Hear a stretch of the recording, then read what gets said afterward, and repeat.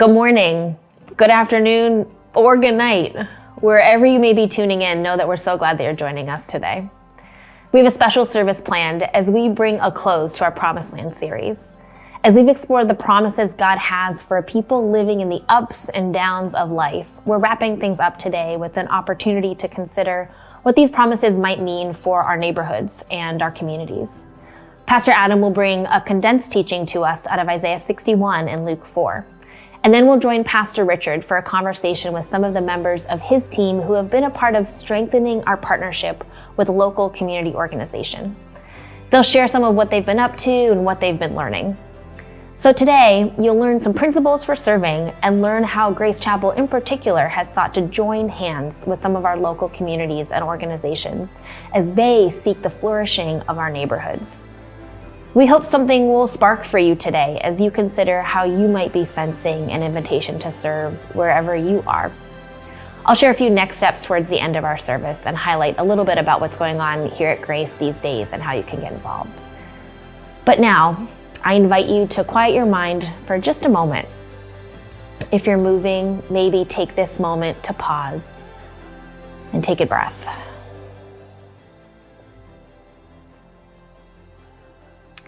God, we invite you to speak to us today. We lean on your promises to make all things new. Help us to let go of the things, the habits, the attitudes that spiral us deeper into the problems we face. Help us to lean on your promise of making all things new and restored and reconciled. And may that help us to live as free, as beloved. Speak. We are listening.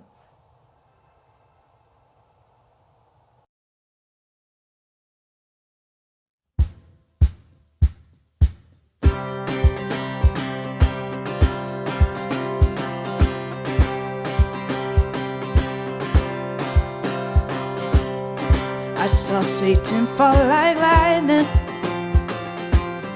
I saw darkness run for cover. But the miracle that I just can't get over, my name is registered in heaven. I believe in signs and wonders. I have resurrection power. Still the miracle that I just can't get over, my name is registered in heaven. Yeah, my praise belongs to you forever. This is my testimony from death to life, 'cause grace rewrote my story. I'll testify, by Jesus Christ the righteous, I'm justified. This is my testimony. This is my testimony.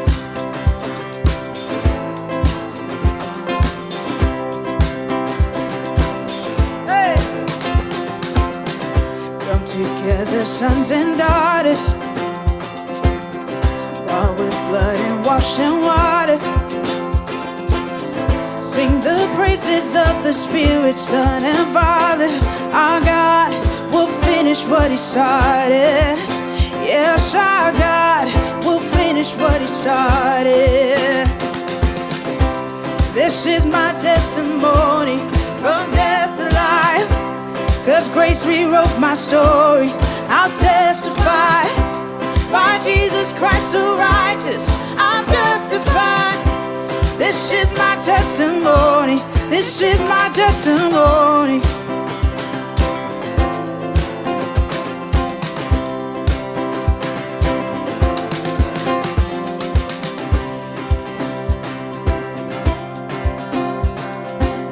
If I'm not dead, you're not done. Greater things are still to come. Oh, I believe. If I'm not dead, you're not done.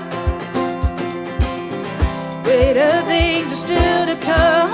Oh, I believe. If I'm not dead, you're not done. Greater things are still to come. Oh, I believe. If I'm not dead, you're not done.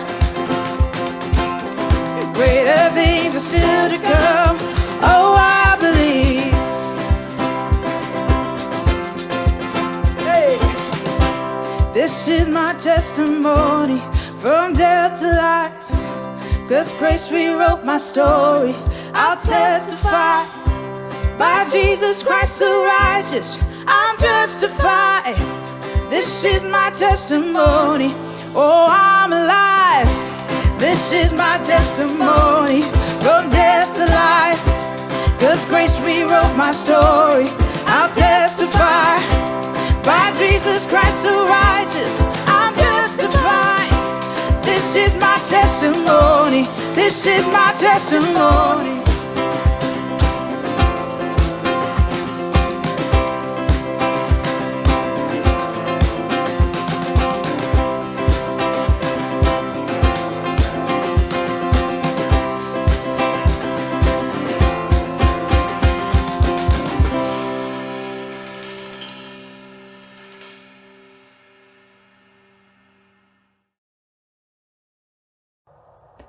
For the last 2 months, we've spent time exploring life in an in-between world. We've looked at how we are living in between the promises of God and their ultimate fulfillment. And we've done that with the help of the biblical prophet and writer Isaiah, who was also talking to a people living in between promises and ultimate fulfillment. So today, as we come to the end of our Promised Land series, we want to take a moment and ask ourselves, what's next? What can we do with what we've heard from God?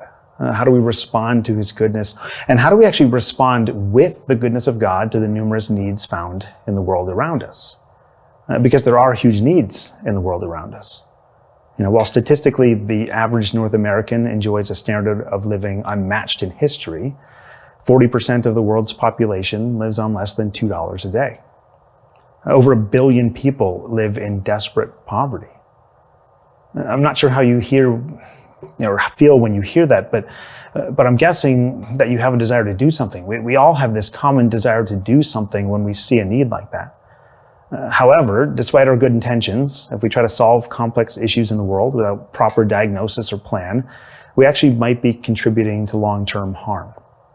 So currently, right now, over 100 Grace Chapel folks are actually working in small groups through the book When Helping Hurts: How to Alleviate Poverty Without Hurting the Poor and Yourself. And this morning, I'm going to share just a taste of that content. So with that in mind, we're going to do things just a little bit differently today as we talk about community engagement. I'm going to speak for a short time, and then we're actually going to see some of our community engagement in action. And then we're going to hear from some of our good friends who are working in their local community. And throughout all of this, we're going to ask ourselves a few simple questions. Where is God already at work in the community around me? And how can I join in? So one of Jesus' most important early moments in his ministry came during a worship service that he actually participated in at his home synagogue. His whole family would have turned out for this. I mean, right? Mary and Joseph's boy was back in town. He was a rabbi now. He had disciples and people following him. He'd been reportedly doing miracles in other towns. So people were curious. And who does Jesus quote from during this particular moment? Isaiah. That same prophet we've spent the last 2 months with. We read this in Luke chapter 4. When he came to the village of Nazareth, this is Jesus, his boyhood home, he went as usual to the synagogue on the Sabbath and stood up to read the scriptures. The scroll of Isaiah the prophet was handed to him. He unrolled the scroll and found the place where it was written, "The Spirit of the Lord is upon me, for he has anointed me to bring good news to the poor. He sent me to proclaim that captives will be released, that the blind will see, and that the oppressed will be set free, and that the time of the Lord's favor has come." Jesus is actually quoting from Isaiah 61 here. And after reading from Isaiah, Jesus follows it up with this comment. He rolls up the scroll, he hands it back to the attendant, and he sits down. And it says that all the eyes in the synagogue looked at him intently. Then he began to speak to them. And he said, "The scripture you've just heard has been fulfilled this very day." We don't have time to fully unpack everything that's going on here, but I need you to notice something critical from both Isaiah and from Jesus. The word used for good news here in Isaiah is the verb form, right, an action word, of the word we commonly translate as gospel or good news. Jesus' disciples, they will soon be sharing this gospel, this good news of Jesus Christ, and they're going to share it, with the whole known world. And we are here today still continuing to share this good news of Jesus. But here is Jesus through Isaiah to his whole hometown at the synagogue saying that the good news is a verb. It's not just something we intellectually agree with, like a spiritual test. Check the box. Yes, I love Jesus. Yes, I love taking care of people. But it's something that is transformative, it is healing, and it is concrete. Jesus is telling his whole home community that the words of Isaiah are being fulfilled right here and right now. That he came to preach good news to the poor by proclaiming freedom for prisoners, by giving recovery of sight for the blind, rescuing the oppressed, by proclaiming the year of the Lord's favor. So here's the critical thing I want us to understand. God cares for the poor, so I must also care for the poor. And if I don't, I'm not actually following Jesus. But caring for the materially poor and knowing how to help are two totally different things. The authors of When Helping Hurts, they lay out this compelling case that knowing how to help starts with understanding this simple concept that we are all the same. What they mean by that is that God he's fundamentally relational. The Father, the Son, and the Holy Spirit, they are eternally in relationships. And human beings created in the image of God were therefore also created to be relational and in relationship. They lay out 4 key relationships for every human being. Our relationships with God, with ourselves, with others, and with creation. And then those relationships, they're broken when sin enters the picture. But they aren't only broken for the materially poor, are they? They're broken for everyone. For the materially poor and for the materially non-poor. If you want to dig deeper into each of these breakdowns, I highly encourage reading the book When Helping Hurts. But we all know we have broken relationships with God, with ourselves, with others, and creation, don't we? I met a new neighbor once who said to me, they said that we're not the kind of neighborhood where people actually know each other. And I remember wrestling for a little while with that idea and thinking, okay, if we're not a neighborhood where we know each other, are we really a neighborhood when we're not being neighbors to one another? We all have broken relationships. Too often, though, those of us who are not materially poor seem to think that we have all the answers. Like we can fix the world. We have something of a God complex, which is in and of itself a broken relationship with God. So the major issue here is this. Those who are trying to help, they really are well-meaning, right? They want to help. But when people who think too much of themselves try to help those in need, the first group ends up building itself up, right? I'm doing such great work. People need me. Look what we've done. Well, the second group finds themselves torn down. I knew I couldn't help myself, couldn't do it myself. I can't take care of myself, let alone my kids. And this is a fundamental mismatch. So this is why a number of years ago, as we as a church have been on this journey, we changed how we did a few different things. One of those is that we changed how we spoke about service trips. For years, we've called them mission trips, as has much of the Western church. But now we call them cross-cultural learning experiences. And we do it intentionally because we want to know that we go as learners. We go asking, where is God already at work in this community? And how can we join in? We ask questions like, what do they do better than we do? How can we learn from this community? And we intentionally join with local churches and organizations to further their efforts rather than our own ideas. It's also why we've begun a new effort to serve our communities through community engagement teams. Again, rather than coming to our communities and telling them what we think they need, we're joining in with local agencies that are already working to address needs and asking them, how can we help you? Because the first step in all of this is understanding that we are all the same. A few weeks ago, Pastor Chris Hayden reminded us in a sermon that we are all broken and we are all beloved. Our brokenness might manifest in slightly different ways, but we are all broken. And it is from that starting point, that common ground, that we can then just begin to come together to do something good. To quote the authors of When Helping Hurts, poverty alleviation is about reconciling relationships. a process in which people, both materially poor and non-poor, move closer to living in a right relationship with God, self, others, and the rest of creation. So how can we come alongside the materially poor and work together to restore our common brokenness? Well, first, we need to recognize and acknowledge our own broken relationships, that we are all the same. With that first step, that critical insight, then we can begin to help. So let's take some time to see some of our community engagement currently in action. And then we'll hear from our friends on the Grace Chapel Boston Project team as they work to come alongside those living in Dorchester in the name of Jesus. Each of our campuses have formed a campus community engagement team to get outside the walls of our church to serve our surrounding communities. These teams have researched the needs in their community, the assets they have in their campus, and have formed a relationship with a town organization that is meeting that need. They're also building a team of volunteers to work alongside these organizations. These teams recently were able to contribute some financial support to these organizations. Our Wilmington campus is working with One Wilmington to help serve local families, as well as fostering hope to serve people and agencies engaged in foster care.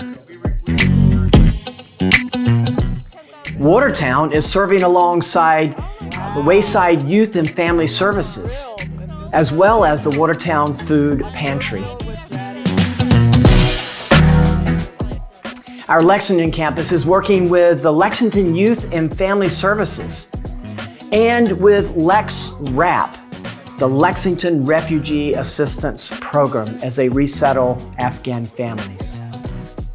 Our Foxborough campus is working with the Foxborough YMCA, as well as Lynn Ministry. And our East Lexington campus has joined up to serve with Arlington Eats, Food Pantry, and Greater Somerville Homeless Coalition. And we also have two all-campus initiatives. One that is working with our partner Boston Project in Dorchester to bring shalom to their neighborhood. And another working alongside Emmanuel Gospel Center as they support the Afghan family resettlement. If you would like more information or to volunteer with your campus engagement team, go to grace.org/community engagement.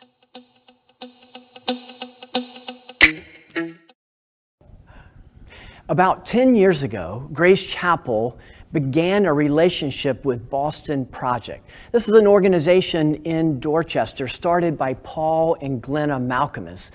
And they felt God's nudge to move into Dorchester, and they adopted a 15-street block, and along with their neighbors have been working for these years to bring shalom, peace, human flourishing to that neighborhood.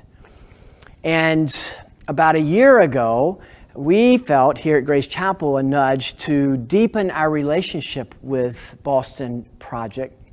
And so we formed a steering team, and I'm here this morning with 3 of the members of that 10-member team. And so this is Tim and Rhonda and Owen, and I'm going to ask them a few questions about what it's been like to be a part of this team. So let's start, Rhonda, with you. Where have you seen God at work in this relationship and with Boston Project?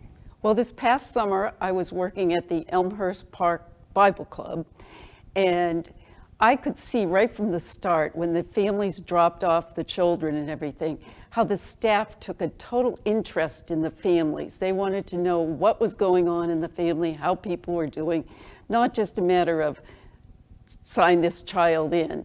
So God was definitely in the middle of it. And the older kids that came, they acted really cool, like it was too cool for them, but or they were too cool for it, but yet they were the ones who wanted to know, can I be on the leadership team next year? Can I be, doing this or doing that? And when it came to Bible study time, they were the ones asking these amazing questions, and you just could see God was working inside of them. And then this summer we also went on a prayer walk around the whole neighborhood, and the whole team came, and it was great, and we could just see God everywhere. We could see God, how he had worked with the neighbors and the Boston Project team to help develop housing, develop parks, develop gardens, murals, gorgeous murals that just showed God's love and hope, and it was just, you could see God right there. That's beautiful. Tim, we've learned a lot about ourselves in this process. Tell us a little bit of what have you learned about yourself? Yes, absolutely. So I learned that my understanding and my perspectives are very limited by my own boundaries. For example, I learned that I need to redefine where my neighborhood is. So I don't live in Dorchester, so Dorchester is not my neighborhood. But I learned that the way that God defines and works isn't always limited by your close proximity of where you live, but rather there's a constant invitation of God is nudging you to be part of someone's life and also be engaged with them. So for example, Boston Project and Dorchester has been the two most common and consistent theme in my life here in US. When I first came down to Boston many years ago, my very first place was actually in Dorchester. I rented a room and lived there for about 2 years. And then I actually met Paul and Glenna in Boston Project almost 20 years ago from my previous church. And then when I came to Boston, Grace Chapel, through Global Awareness Week, I was able to engage with Boston Project, and all three of my kids participated in summer CCLE program. So as you can see that somehow God's constant invitation of Boston Project and Dorchester has been in my life. And after I joined this group, I just realized that, wow, this theme is not over yet, but it's being crystallized to the place where God is showing me even further of his will and his love for the city. So I'm just there's a lot of ups and downs and twists and turns in God's story, but there's also a very consistent running theme that God is constantly inviting you to be part of. That's beautiful. Owen, one of the things we've talked a lot about as a team is just how beautiful this neighborhood is in terms of just the richness of these people's lives, and you know, can you describe what we've learned in terms of all the assets that they have? Yeah, what we've learned was an awful lot. But one thing that I've learned, it's a community of strong and caring people who love that neighborhood. And the neighborhood is working hard. There are different aspects of living in the inner city that can be a little bit tough. But they have been working and continue to work at that to make it a place where you would be happy to live and to raise a family. I was there also in the summer, and there were a bunch of kids drawing on the street. The police had blocked off the whole block, and they made a mural on the street. It was huge, but they were all excited about being involved in it. And then we went on that walk. We found another mural that was on the wall, and they're so eager to tell you about it. You know, this would happen and that happened. It was just wonderful. But another thing that I have done, because of the people, I've been going to church there. You know, I go to Grace Chapel, and then I leave Grace Chapel, I drive into Dorchester to go into the church, because it's like coming home. It is really, it's warm and it's wonderful. And I'm greeted like I've been there forever. That's beautiful. I know one of the things that I naively thought when we deepened this relationship was that I would go and help. I would go and be the savior. And what I've learned is that the first thing I need to ask is what are the needs, but what are the beauties and the assets that this community has? And I came to realize that they have a lot more sometimes than I have in terms of their values and their love for one another. So as Adam was talking in the message this morning about our own poverty, there's poverty in my neighborhood that I don't see in their neighborhood because they really love and care for one another. So there are ways that people can be involved at Grace Chapel, and what are some of the ways that come to your mind that people could volunteer? Any thoughts? Well, going over to the church. The church is, they worship outside until the weather gets so bad. Then they go into the Boys and Girls Club and they worship there. They need to have it set up. They need to have it, they have different tables where they'll put displays on and have people go up and walk through the displays and to see what's going on. So they always need that. And they need people to care for the children. They have a wonderful children's program, but they always need people to help out in different ways. Great. And any other thoughts? Well, they also need mentors. They are doing a mentoring program for the older kids, and these kids really could use some good mentoring, somebody to come alongside, because they come from all different kinds of homes. And the thing about volunteering there, though, is that you learn so much from them to bring home to your own neighborhood and to just keep spreading God's word everywhere. I just learned so much from them. Yeah. Anything, Tim? I definitely echo that thoughts. So this is an opportunity for you to be benefited through this relationship. So if you did Be the Bridge or when helping Hurt's small group, this opportunity of volunteering really completes the discussion and the things that you learn from the book and from the small group by getting into the action. Because you have to be part of Jesus' feet and hand, and that's where you could fully experience how the Christ works in our lives. And this relationship, building relationship is something, it's not going to be comfortable. You might have to break out of your comfort zone. It's going to take your time, and it might take some resources as well, but it's going to be so much worth it. Speaking of building the bridge, we know that all the aging old bridges that now the Massachusetts is spending over billions of dollars to replace the Sagamore Bridge or the Bourne Bridge. It's something that we need to maintain and we need to constantly invest on. I don't think we have $1 billion budget for this project, but I could be assured that the return will be even greater, that we could actually make something out of this.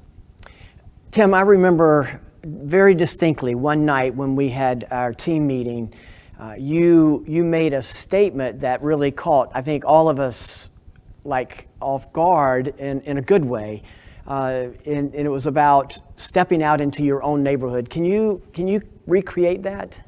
Right.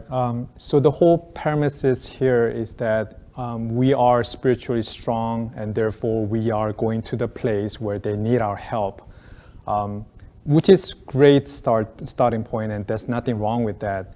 But once you actually get engaged and have built a relationship, you begin to realize that they have much more than what you have. And then you come back home and try to see your family and see your neighborhood.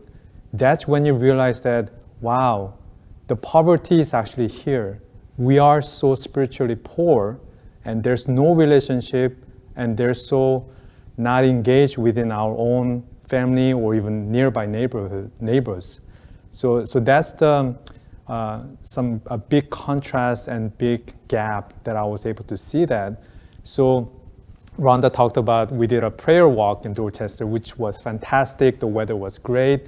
But then I began to wonder, when was the last time that I ever walked within my own neighborhood and pray for my neighbors?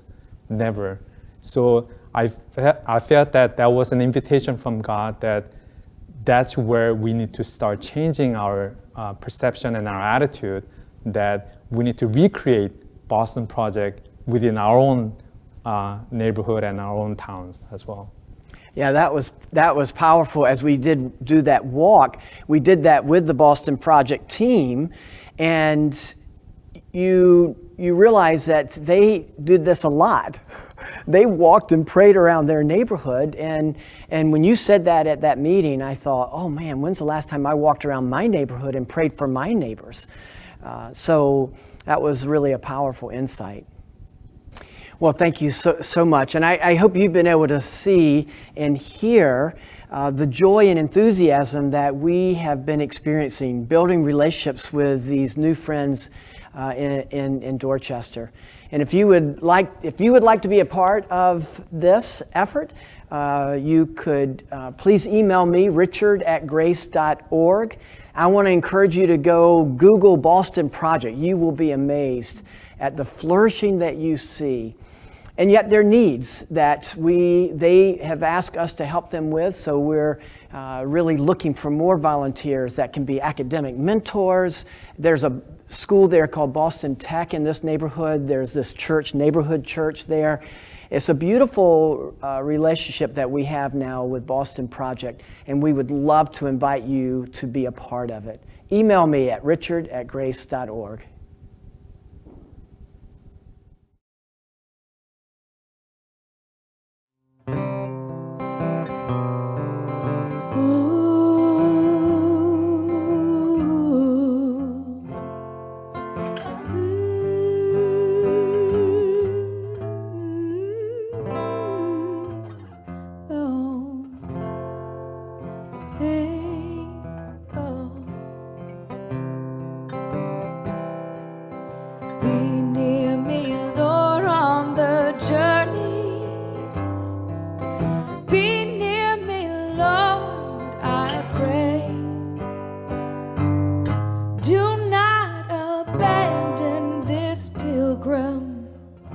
On the long journey,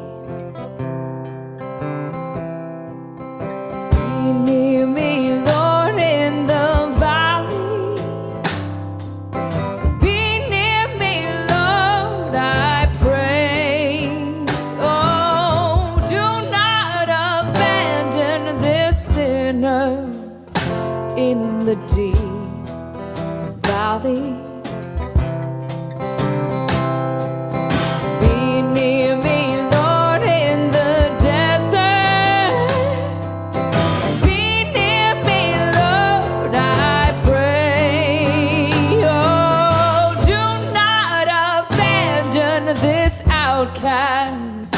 In the dry desert,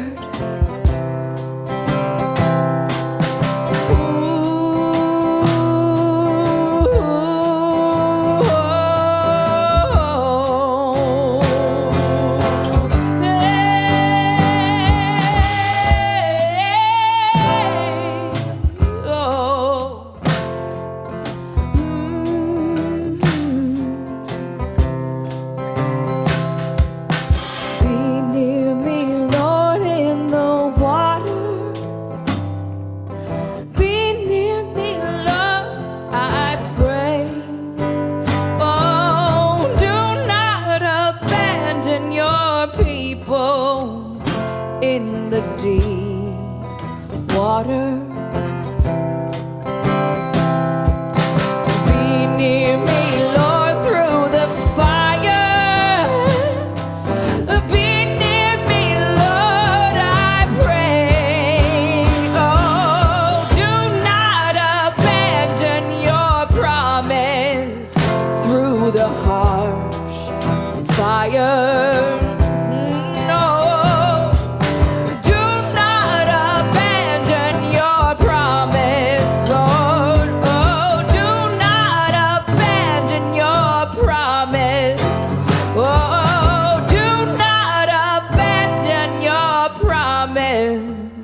Through the harsh fire. Ooh.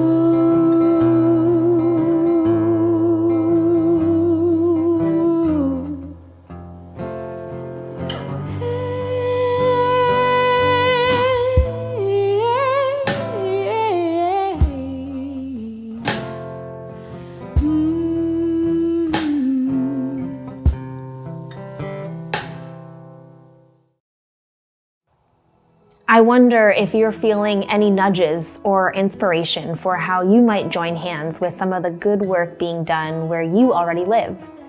If you want some ideas for what that's looked like through some of the connections we have at Grace, you can visit our page at grace.org/community engagement. You can learn more about the work Pastor Richard and so many others have done to facilitate opportunities for Grace Chapel to serve. And maybe you want to join in with some of the work that has been happening as a way of making a difference in our local area. You can find out more at that same page or through our app. And I also want to take this opportunity to let you know that the season of Lent is upon us. Lent is the 40 days leading up to Easter and is one of my favorite times in the life of the church, as it's an opportunity to orient our hearts, bodies, and souls in an intentional, however haphazard way as we anticipate Easter morning and all the new life that brings. Lent begins with Ash Wednesday, and we'll be hosting a service at our Lexington campus at 7 p.m., which will also be streaming live online. And then next Sunday, March 6th, we'll begin our new series called Changemaker.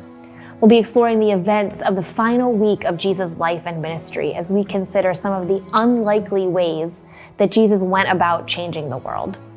You can learn more about this and other Easter happenings at grace.org/Easter 2022.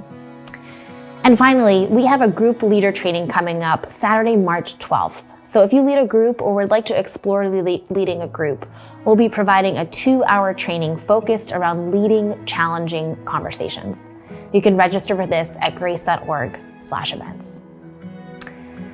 May the Spirit be upon you as you proclaim good news to the poor, release to the captive, sight to the blind, and freedom to the oppressed. Go with power and go in peace.